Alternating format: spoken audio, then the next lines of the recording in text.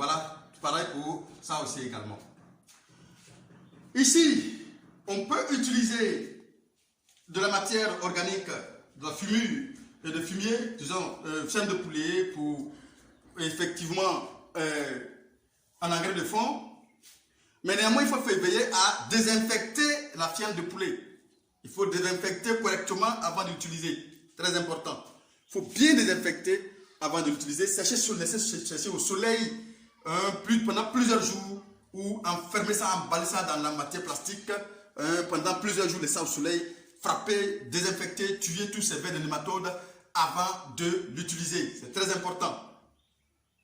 Voilà. Et pour ce faire, pour une planche au mètre carré, on peut par exemple utiliser 1 kg.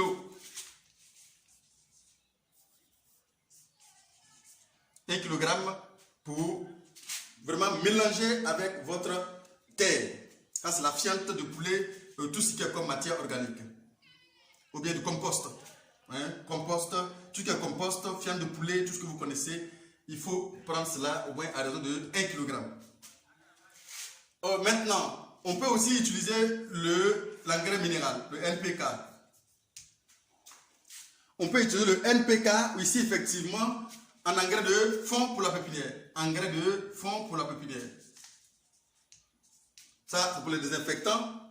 Ici, c'est pour les engrais de fond de la pépinière. Bien.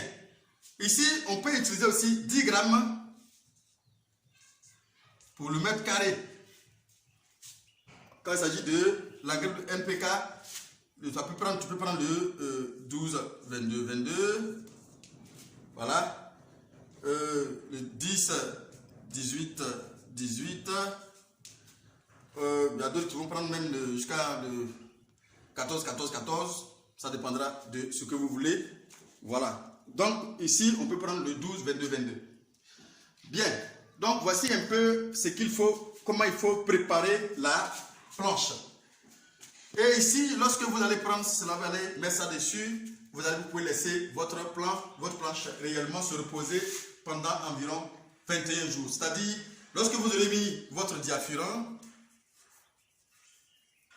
vous aurez mis effectivement votre pirical, c'est l'un ou l'autre, hein, attention.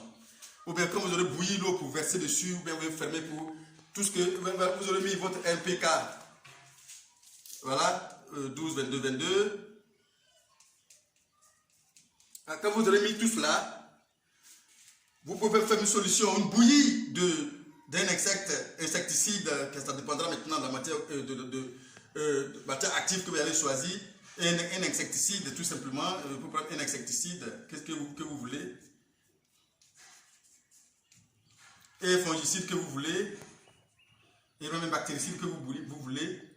Vous mélangez le bouilli dans un arrosoir de 16 litres et vous pulvérisez votre planche tout simplement et vous fermez pendant, laissez ça tranquillement se reposer pendant 21 jours.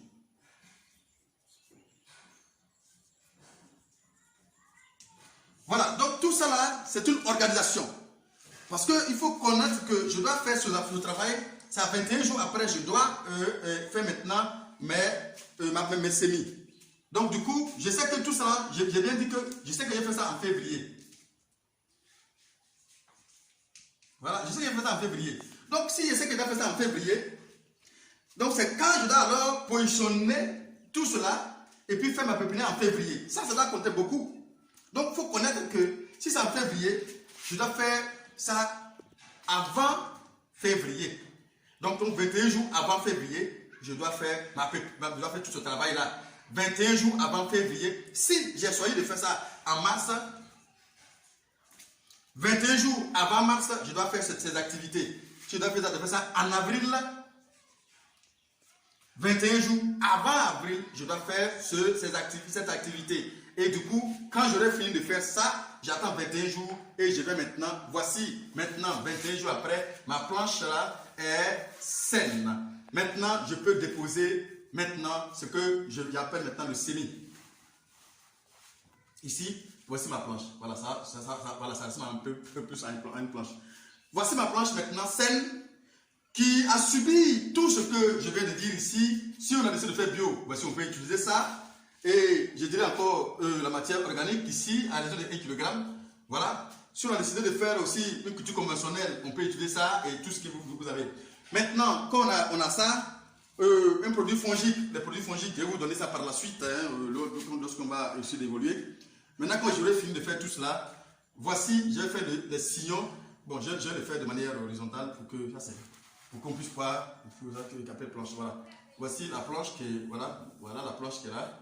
Voilà. Donc du coup, maintenant, je vais faire ce qu'on appelle des sillons. Les sillons, c'est quoi? C'est une sorte de tracé, des lignes qu'on y fait dedans. J'essaie de creuser légèrement, comme ça. Voici le sillon, voilà, comme ça. Il fait les sillons dedans, comme ça. Voilà, voici mes sillons qu'il effectue comme ça, et tout simplement. Donc, j'ai fait des sillons sur cette planche-là. C'est dans ces sillons que je vais mettre mes grains de tomates, mes grains de choux, d'aubergine, mes grains de, je dirais, de piment, de poivron. C'est dans ces sillons-là que je vais déposer. Alors les sillons peuvent être une petite profondeur de 2 mm et 2 cm, pardon. La profondeur est de 2 cm ou voire 3 cm, tout simplement. Vous voyez, pas trop profond. Vous voyez, si c'est trop profond et que le sable verse beaucoup sur, vous mettez beaucoup de sable sur votre culture et sur vos graines, vous allez voir que ça va avoir des difficultés pour pousser et parfois ça pourrit, ça ne sort pas. Et on dit, oh, les graines ne sont pas bien. Non, c'est pas ça. Parfois, quand c'est trop enfermé, ça ne sortira pas. Donc, je vais faire maintenant des sillons, tout simplement, de faire des sillons. Et dans ces sillons-là, je vais mettre maintenant les grains que je vais choisir, mes graines dedans. Je vais mettre les graines là-dedans. Mais attention, il faut prendre le soin. C'est pourquoi il faut être aussi, il faut savoir faire la pépinière aussi également. Hein, c'est très important. Parce que si tu n'as pas le sang pour faire une bonne pépinière, tu vas gaspiller beaucoup d'argent. Pourquoi? Parce que imaginez-vous, vous payez je dirais, une boîte de 100 grammes à par exemple 40 000 francs. 40 000 francs, c'est quand même suffisamment d'argent. Or, ce qu'il faut savoir, c'est d'utiliser tous les grains que vous avez achetés. L'objectif n'est pas venir jeter une partie et d'utiliser une partie. Parce que pour faire une pépinière, il faut savoir une seule chose que je vais vous rappeler. Il faut au moins pour 1 hectare de pépinière, il faut minimum 300 grammes. Voilà. Alors, si je dois avoir 300 grammes, mais pour 1 hectare, si j'ai mal fait la pépinière, je risque de ne pas avoir suffisamment de plants sur le 1 hectare. Le plus souvent, je peux avoir manque de pépinière, manque de plants, et du coup, je serai obligé de ne pas faire les 1 hectare. Or, pour acheter encore et puis faire l'autre là, il y a plus son envol, je ne peux pas les rattraper. Voyez-vous? Donc, il est important de bien utiliser les 300 grammes qu'on a achetés. Donc, il faut prendre du temps, des personnes, et vous allez maintenant, ici, j'ai fait les sillons, et dans les sillons, vous allez faire des poquets à raison minimum de 1 gramme, de 3 grains, sur chaque 4 cm. 4 cm, 4 cm, 4 cm, 3 grains. 3 grains, 3 grains, 3 grains. Ça demande du temps, mais ça demande de la passion. 3 grains, 3 grains, 3 grains. Vous allez voir que lorsque ça va pousser, c'est tellement aéré que vous allez faire autant de planches. Vous allez faire un truc pour les pépinières, bien sûr. Il faut autant de planches pour mieux utiliser l'ensemble de ce que vous avez acheté. Vous allez voir que vous allez, quand ça va pousser, vous n'avez pas à faire de démarrage. Le démarrage, c'est quoi? C'est d'enlever les planches chétifs et on va vous dire de laisser au mètre carré, par exemple, de laisser 200 pieds. Bon, démarrer, ça veut dire quoi? Ça veut dire enlever et jeter. Ou pour ceux qui ne veulent pas jeter, ils peuvent enlever et puis essayer de reconditionner. Mais pour éviter tout cela, on peut commencer déjà par éviter ça en savoir où mettre. En savoir où mettre chaque pied. Voilà, déjà pour éviter, je dirais, de faire des pertes. Lorsque vous allez déposer ça comme ça par poquet, quand ça va pousser de manière aérée et vous allez voir que vous aurez des plants très robustes, très robustes tout simplement, très robustes pour planter. Donc voyez-vous, Le semis compte beaucoup parce que ça nous permet, ce sang-froid nous permet d'économiser le maximum possible de grains et de ne pas les gaspiller, de ne pas les jeter. Parce que lui qui parle de démariage parle de plants arrachés et de jeter parce que cette plante-là, ou bien ce plant est chétif. Alors si ce plant est chétif, il faut l'enlever pour jeter, pour laisser la liberté aux autres plants vigoureux de mieux se développer. Pourtant, si on avait pris soin de les mettre pied par pied, poquet par poquet, en toute tranquillité, ça va pousser tranquillement et ça va croître tranquillement et de manière aérée. On n'aura pas à prendre des plants pour les jeter tout simplement. On n'aura pas à gaspiller de l'argent parce que je me suis dit, même si on doit prendre 300 grammes et que j'ai pu utiliser en fonction de ma technique de pépinière, j'ai pu utiliser par exemple 200 grammes, ça veut dire que j'ai économisé déjà 100 grammes déjà. C'est très important de commencer à faire des économies et de savoir comment faire des économies pendant qu'on est en train de mettre en place notre culture. Il faut savoir une seule chose, il faut savoir une chose, c'est très important. Voici les planches, entre planches, voici les planches qui sont là. On laisse un écartement de 0,50 mètres, voilà, entre les planches. Voilà, 0,50 mètres entre les planches, ainsi de suite, comme ça. Voilà, on peut laisser cet écartement de 0,50 mètres. Maintenant, en ce qui concerne la longueur des planches, la longueur, ça peut être environ 8 mètres. Voilà, 8 mètres, pas trop long aussi, c'est pas bon. Et la largeur peut être 1,2 mètres. Voilà, voici un peu ce que vous pouvez retenir sur ça. En termes de vos pépinières, vous pouvez faire ça tout simplement. Je pense que si vous avez ça, ça va bien organiser. Voilà, donc voici, on laisse un espace ici. Et je raconte quoi? Voilà, il laisse un espace ici tout simplement pour marcher. Voilà, ainsi de suite. Je marche ici pour l'arrosage, je marche ici, je marche là. Voilà, ainsi de suite, tout simplement. Voici un peu, voilà. Pour prendre ça comme le plan, voici un champ ou la pépinière tout simplement. Voilà, donc c'est dans ces sillons-là, ici, voilà, c'est les sillons que je vais effectuer. Voilà, mes sillons que je vais verser les plants dedans tout simplement. Voici un peu de manière dessinée ce que je peux vous dire, voici les sillons. Voilà, comme je l'ai dit, entre les sillons, on peut laisser 10 cm entre les sillons. 10 cm entre les sillons, voilà, on peut laisser 10 cm entre les sillons tout simplement. Voilà, maintenant c'est sur ça, sur les sillons, on peut laisser 4 cm, 4 cm, 4 cm, 4 cm, 4 cm et c'est dans ça qu'on fait les poquets. Mais ce qu'il faut retenir, c'est qu'il nous faut 200 pieds, ouais, 200 plants au mètre carré. Voilà, donc il faut laisser au moins 200 plants au mètre carré. C'est pourquoi on va te dire de faire les démariages. Voilà, des démariages, c'est-à-dire arracher quelques plants pour jeter. Alors, bon, pour celui qui a fait un bon poké, il n'aura pas à enlever pour jeter. Il peut déjà, en mettant 3 pokés par endroit, et on va voir que déjà on peut laisser les 200 pieds à l'hectare au mètre carré sans avoir des plants qu'on va jeter gratuitement. Maintenant, voilà la pépinière qui est effectuée. Voilà la pépinière, il faut vraiment entretenir cette pépinière-là. Voilà, avant de le faire, on a déjà quand même mis ce qu'il faut mettre, c'est-à-dire qu'on a déjà désinfecté. Maintenant, il faut l'entretenir. L'entretien, c'est quoi? C'est l'arrosage. Il faut savoir à quelle fréquence d'arrosage qu'il faut. Il faut arroser la pépinière lorsque le besoin se fait sentir. Beaucoup sont ceux qui causent des problèmes de fongiques déjà sans se rendre compte en quoi faisant, en inondant leur pépinière toujours, chaque jour, matin, soir. Parfois même les gars arrosent, c'est humide, les gars arrosent. Mais attention, lorsque c'est trop humide et que vous apportez de l'eau, vous laissez la possibilité aux parasites de se loger parce que tout simplement ils aiment l'humidité. Tout ce qui est fongique aime l'humidité, tout ce qui est champignon, je veux dire, aime l'humidité, tout ce qui est bactéries aime l'humidité, acariens aime l'humidité. Donc du coup, il ne faut pas laisser trop d'humidité, il faut arroser la pépinière quand besoin se fait sentir, c'est-à-dire l'arroser au moins, je dirais une fois, je dirais même une fois chaque 2 jours. Moi, ça me suffit largement. Chaque 2 jours. Mais bien arrosé, bien sûr. Bien arrosé. Alors, si ça veut dire quoi? Si j'arrose aujourd'hui, bien aujourd'hui, demain il peut sauter et le lendemain j'arrose. Le lendemain il peut sauter, le lendemain ainsi de suite. Ça permet à la plante déjà d'assimiler ce que tu as déposé avant d'apporter. Quand vous allez déposer trop, la plante ne peut pas avaler tout ce que tu as déposé. Du coup, tu as gaspillé non seulement ton eau, tu as créé des problèmes fongiques, tu as créé les conditions fongiques tout simplement pour laisser les parasites de pouvoir se loger, pour dégrader votre... Et c'est ce qui va avoir souvent que vous avez des problèmes de fond de pied, c'est souvent l'excès d'eau, l'excès d'humidité qui fait que vous avez des problèmes de problèmes fongiques.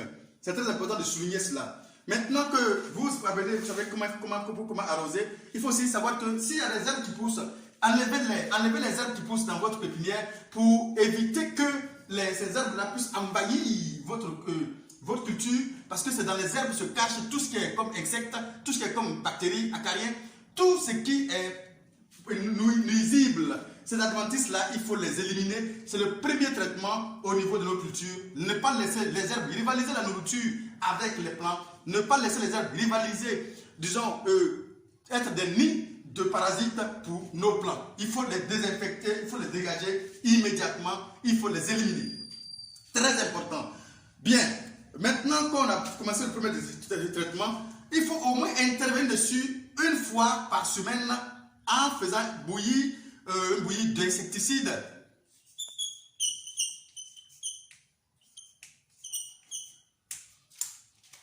En faisant bouillir d'insecticides, fongicides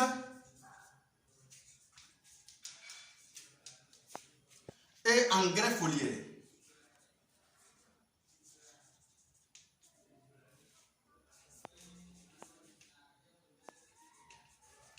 Chaque semaine, il faut intervenir une fois avec ces produits. Je vais vous les donner par la suite, le nom de quelques produits que vous pouvez utiliser. Je vais vous donner par la suite. Chez nous ici, bon, je préfère vous donner le nom des produits, les noms commerciaux, mais en même temps les noms, disons, des matières actives qui se trouvent à l'intérieur de ces produits-là. Donc, il faut faire un traitement fongique, un traitement insecticide, un traitement, je dirais, avec un engrais foliaire chaque semaine. Il faut le faire au moins une fois. C'est très important pour éviter que ces parasites qui sont déjà sur les feuilles puissent se déployer sur les feuilles avant de les transplanter dans vos plantations. Il faut les immobiliser. Je vous ai dit que quand vous finissez de planter immédiatement, ils sont sur les feuilles. Quand ça sort, ils sont déjà sur les feuilles. Quand on veut, quand on ne veut pas, ils sont dans l'air, ils vont tomber, ils vont tenter de se nourrir avec vos feuilles. C'est très important, avec vos plantes, c'est très important de savoir ça. Donc la seule chose qu'on peut faire, ce n'est pas de les tuer, c'est de les empêcher d'être actifs sur nos cultures, c'est de les empêcher tout simplement d'être actifs sur les cultures. Donc si on permet de les empêcher d'être actifs sur les cultures, en ce moment-là, on sauve nos plantes déjà et depuis la base. C'est très important. Donc du coup, il faut faire cette intervention chaque semaine avec les produits fongiques comme insectifuges, comme je dirais insecticides, fongifuges comme fongicides, ça dépendra de vous. Mais il faut faire ce traitement chaque semaine, ne serait-ce qu'une fois. C'est très important. Voilà, donc pour les problèmes cryptogamiques, par exemple, que j'appelle cryptogamiques, ce sont les problèmes que j'appelle fongiques. On peut utiliser voilà, un produit comme Ivory, Calicuvre, Banco Plus, ça dépendra de nous. Voilà, j'ai dit Ivory, Calicuvre, Banco Plus, comme également on peut utiliser Psycho, effectivement. Tout ce qui est fongique, quand vous partez par exemple dans un magasin phytosanitaire, vous dites je veux un produit fongique pour les maraîchers, ils vont vous donner le produit qui est vraiment bon dans votre pays. Mais il faut savoir que c'est un produit fongique que vous devrez chercher. Je vais donner dire contre les champignons, les bactéries fongiques, ils vont vous donner ces produits-là. Chez nous en Côte d'Ivoire, on utilise Ivory, on utilise Banco Plus, on utilise Calicuvre, on utilise Pisco effectivement en Côte d'Ivoire. Maintenant, pour celui qui a pour les problèmes, pour les attaques des feuilles, des tiges ou des insectes piqueurs, on peut utiliser des produits comme Calidim, Supercal, Viper en Côte d'Ivoire que nous utilisons, D6 en Côte d'Ivoire que nous utilisons. Voilà, mais pour ceux qui veulent utiliser les produits comme les produits, je dirais bio, ça, on peut vous donner des produits par la suite. Suivez, vous allez voir que on va tenter de donner des solutions à tout le monde.